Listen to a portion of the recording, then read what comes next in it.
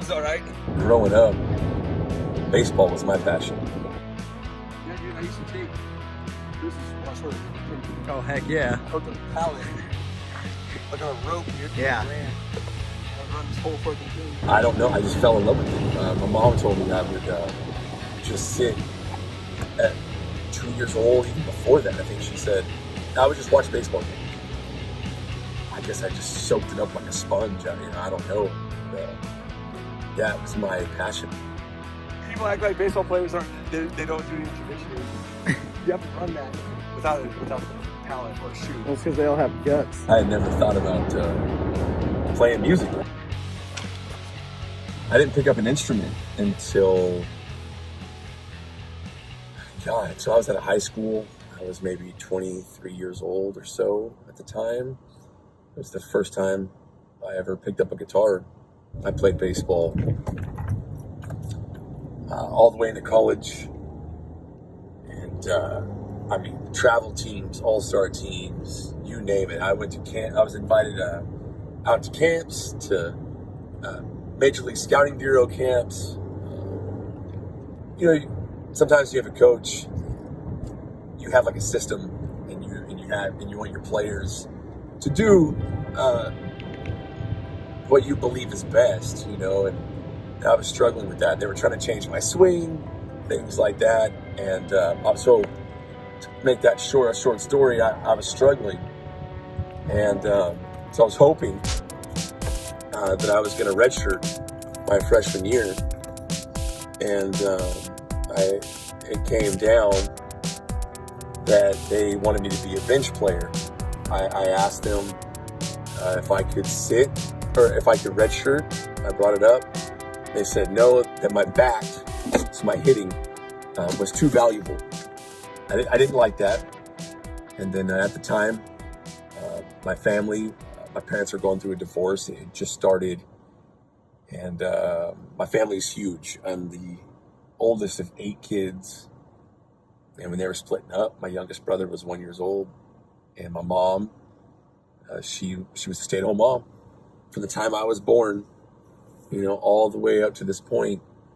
And so that, in combination with the way I was struggling at baseball, I decided to drop out. I quit the team with the main purpose to help my family and then to save myself a year of eligibility. My mom registered in school. She went to school. She went back. She got her nursing degree. And so while she was doing that in 4 years, I would cook and clean and do laundry all day. You can't even imagine how much laundry a family of 9 or 10 can create in one day. And so that's what I did. And I got bored while I was at home.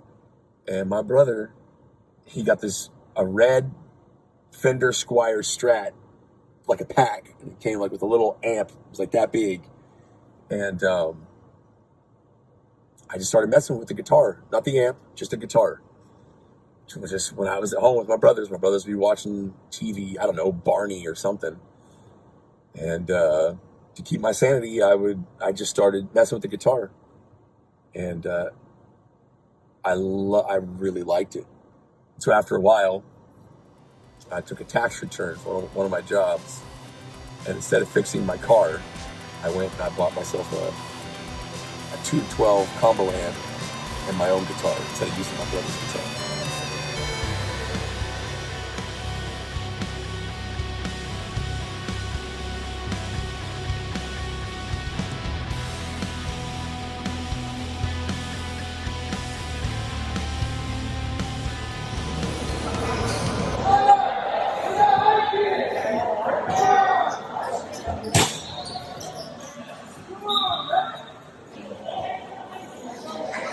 Hi, my name's Alex. This is what I'd do with a baseball if I had one, which I don't. And I don't ever plan on having one. I look like a preppy like this. I look like that. I better not look like that. So I was with this disgusting whore.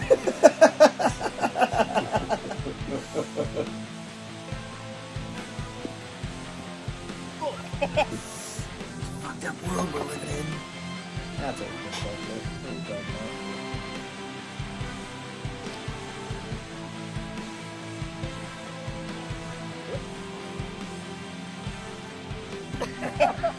Alright, so it all started in Idaho.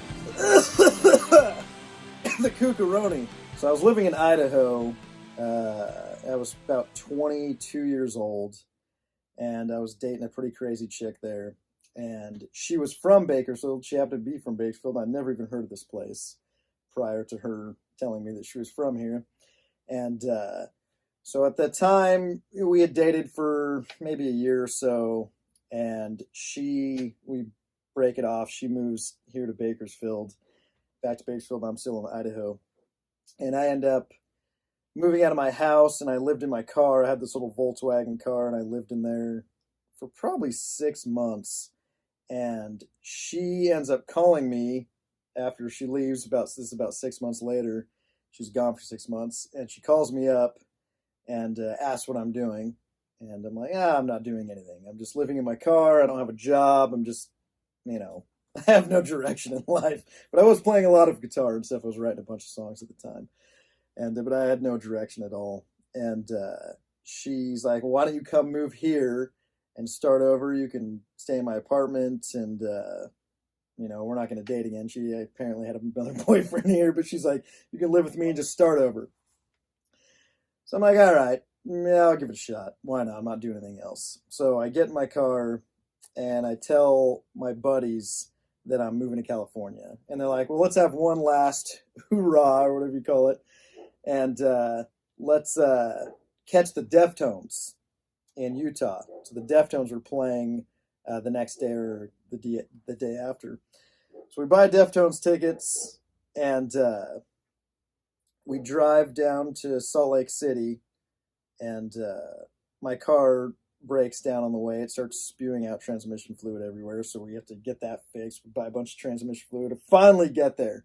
And I coast into town, and I stop at this gas station. My car just completely dies at this gas station in Utah. I think we're in Bountiful, Utah at this point. And the Deftones concert's that night, and we pull in the gas station. My car's completely dead. I just leave it there. I'm like, screw it, let's just go to the concert. And then on the way to the concert, they cancel it because they say that Chino had pulled his groin muscle. So we were pissed, of course. But we find out that Metallica's playing the next night. So we get our tickets refunded, and we go buy Metallica tickets. And it's just like this big, huge outdoor event.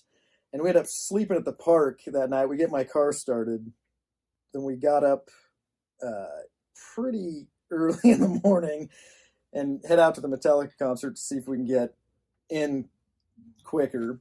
And so my car's still dead. It's at this park. And we just leave it there. And we go to the concert, and it was freaking awesome. Metallica concert was amazing. This was in 2003. I believe it was somewhere in August, first week of August or something like that. We finish up there, and then we head back, and my car is still at the park, and they all have to go back to work. So I tell them just to leave. So we stay the night there again, and it's morning time. They're like, hey, dude, hop in our car. We'll take you back home. You can figure out your car here in Utah. I had no interest in going back to Idaho, so I'm like, just leave me. I'll stay here. I'll fix my car. I'll just live at this park. I mean, what's the difference? So they take off, and I remember them driving away, and I was just thinking, oh my gosh, what am I going to do? I have no idea what I'm going to do. So I ended up working on my car for the next 2 or 3 days there. My starter went out. My transmission was blowing fluid out everywhere. And I finally get a new starter for my car. I had to walk like 3 miles to get a starter. Put it in. It's a Volkswagen, so it's really hard, and the screws are holding it in like this long. So I finally get it out, drop it, bring it back, get a starter, put a new one in, and it's faulty. I start my car, and it keeps running. The starter just keeps running, I'm like, screw it, I don't care. I jump in my car, and I drive as fast as I can to the auto store. And the starter, you can just hear it just spinning and spinning. By the time I get there, my hood's smoking. It fried all the wires in the engine compartment. And I get out, and I ask them if I could stay the night in their parking lot while I get my car fixed. and they said it was fine if I stayed the night there. And a couple of guys later that night, I was at like an AutoZone, come over that night, and I was playing acoustic guitar. I was sitting on the hood of my car, and they came over and asked if I'd like to smoke weed out of an apple. This little thing they made, and I was like, sure, maybe it'll help me sleep. So a couple of employees came over, we did that. It was pretty fun. And so I get up the next morning, and I go in to get the starter, and they say it didn't come in, and it probably won't be in for a day or two. And I'm like, oh my gosh, I'm trying to get to California. I need to get this fixed. And they're like, sorry, man, this is an odd part. Your car's weird. We don't have the part in. And this old man overhears me, and he says, hey, man, I'll take you anywhere you need to go to get the part. So he drives me all around town, and he was a mechanic. He helps me find one. I source one out. He helps me install it. I started up, transmission fluid's blowing everywhere. He's like, man, there's no way you're going to make it to California. Just, you got to stay here and get this rebuilt. And I definitely didn't have the money for that. So part of me thought, well, maybe I'll just stay here in Utah, and I'll just live here. And I'll just get a job, and I was just going to stay there. But I decided, screw it. I'll just buy a bunch of transmission fluid and book it to Bakersfield as fast as I can. So I do that, and it takes me forever to get here. I had to pull over like every 100 miles to fill up transmission fluid. I have a weird little, it had a transmission fluid gauge in the Volkswagen, which I've never seen in another car, but I could tell when it was overheating, and I'd pull over and refill it, and kept doing that every 100 miles, and finally got here after 15, 20 hours of driving. So it was a long journey to get here, and I almost did not even come at all. I almost was like, you know what, I'm just going to live in Utah, and I'm not even going to, what's the point? I don't care about going to Bakersfield that bad. What the hell's in Bakersfield? It's some crazy chick. All right, Alex is going to throw a base. He's going to throw a baseball. The infield dirt? I hope so. Honestly, that's like, it's probably like 120 feet. All right, yo, I'm going to track it. You go. You got it. You got it. Got the eye of the tiger. Ah! Yeah! Oh, that hair. Dude. Oh, my God, more just grew. My God, it did.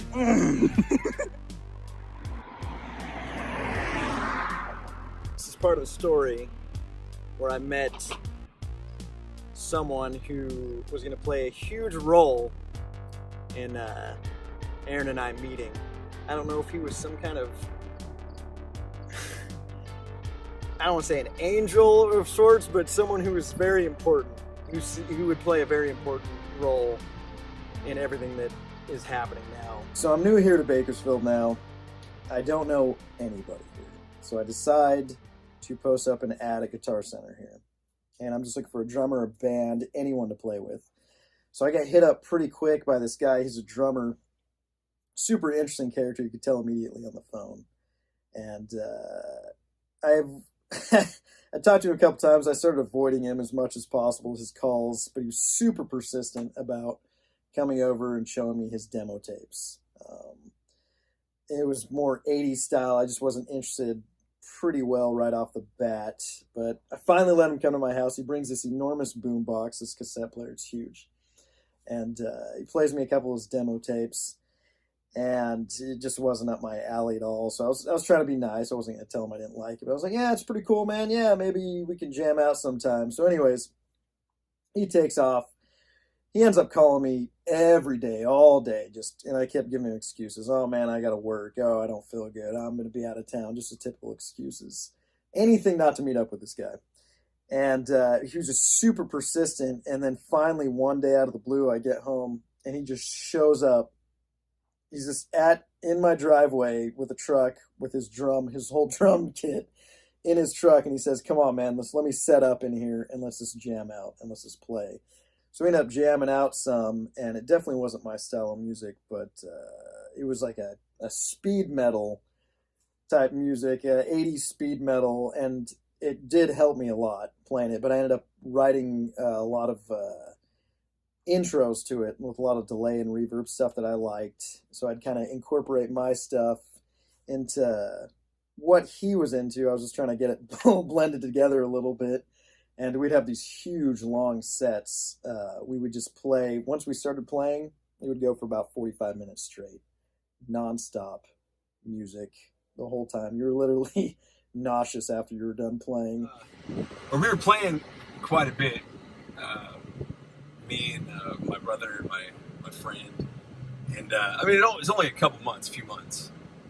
And but man, I mean, we were playing like nonstop. I mean, as I told you before, I was a stay-at-home mom. Man, that's all I did.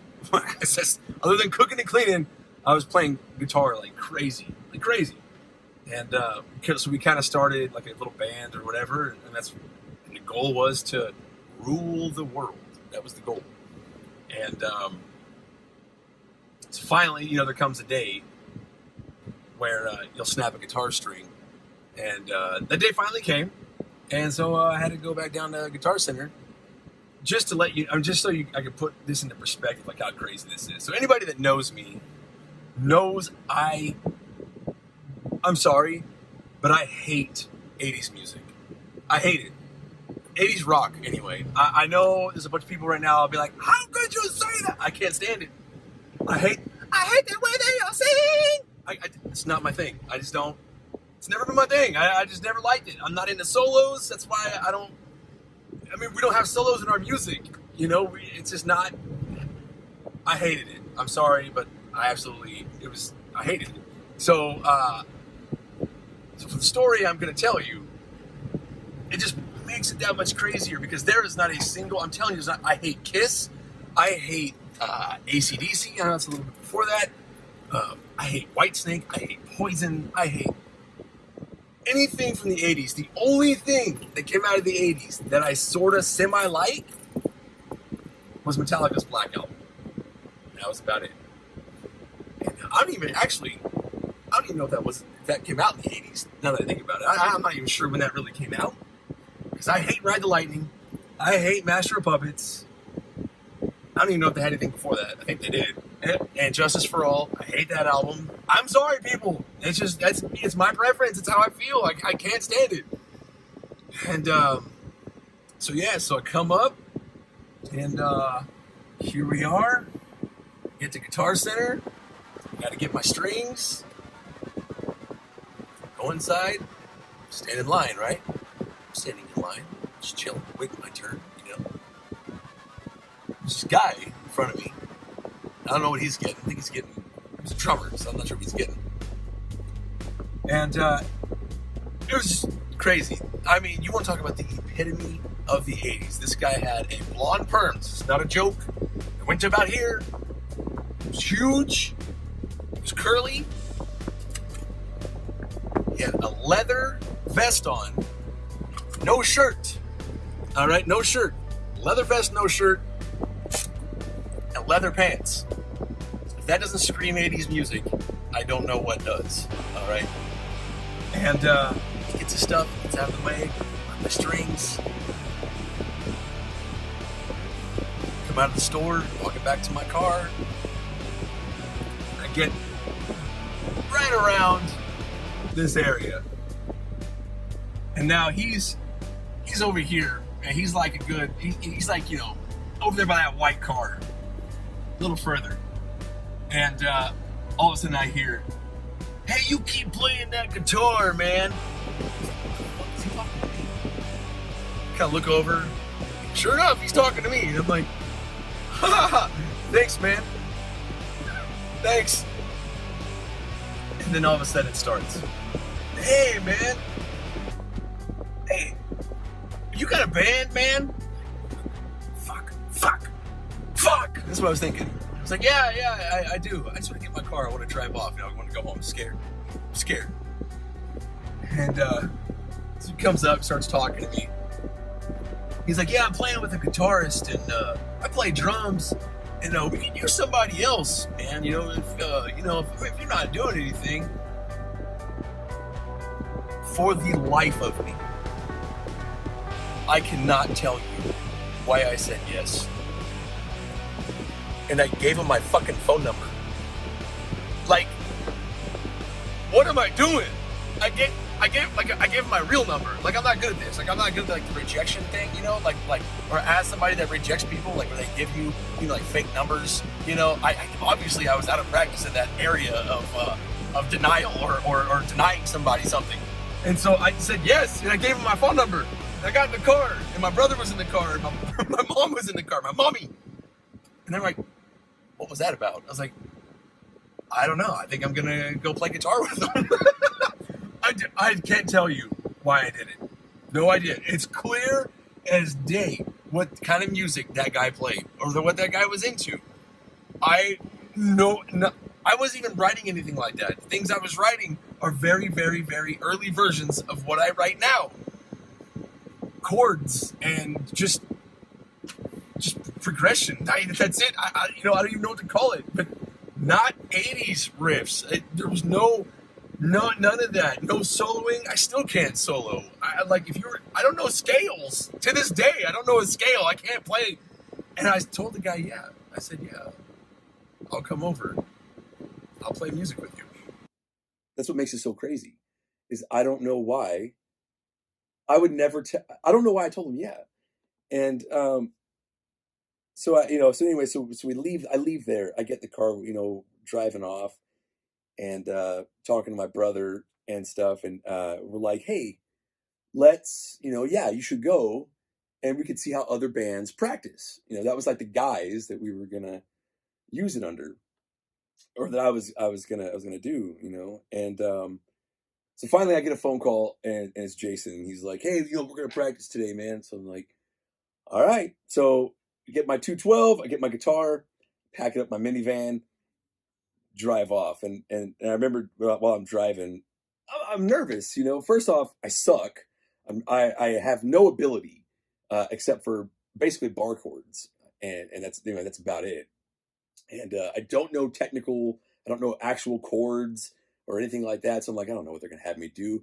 This guy looks like he wants me to shred for half an hour. I can't do that, And so anyway, so we get to Alex's house, and pull up, and I hop out, and he gets out, and he's like, comes up to my car, and he's like, yeah, man, he's not here yet, but the garage door is wide open, and there's no cars though, and I'm like, oh, okay, well, can we? I was like, hey, we go in, or he's like, he doesn't like it if I go in there like when he's not here, man. I was like, oh, okay.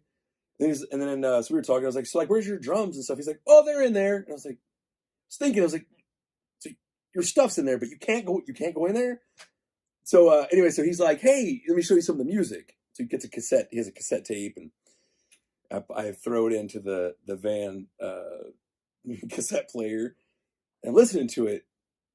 And I'll never forget this. There's these ambient, spacious, delay, reverb intros being played. And I thought they were so interesting. And I remember that's what I gravitated to. I was like, man, that's cool, dude. And this is nothing I could do at the time. This is nothing that I hadn't really played with delays or reverbs. And just the sound creation. It was so cool, very ethereal, and just I really thought it was awesome. And then the rest of the band, so then the band comes in. It's just Alex on guitar and Jason on drums. But anyway, so I'm listening to the tape, and it's very quick, I don't know, 80s metal. It's a lot of I actually think that's a riff. I'm pretty sure. And so anyway, man, so I'm like, shit, I got my work cut out for me. I don't know how this is gonna go. I can't do this.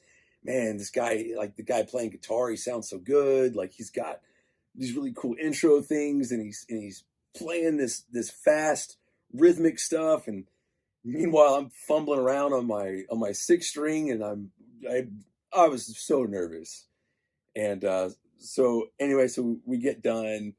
And then he's like, "Oh, there he is, man!" And come flying around this corner in this Jeep, no top on it, is Alex. Looks just like he does today. Long hair. I don't know if he had a beanie on or not. And comes in, looks in the driveway, and gets out. He's like, "So."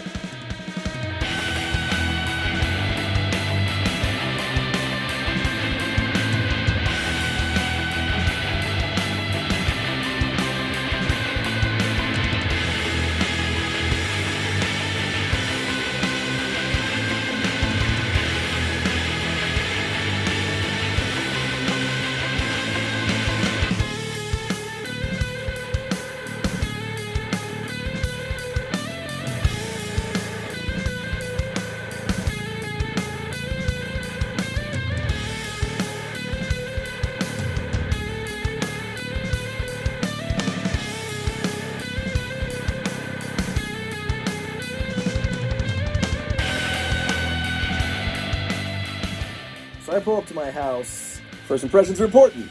He had some random dude with him, and I had no idea who he was. And I thought I was with Just looked like some a giant stoner. musclehead idiot. Oh, what the fuck have I done? I'm not gonna say- No, that's good. That's good.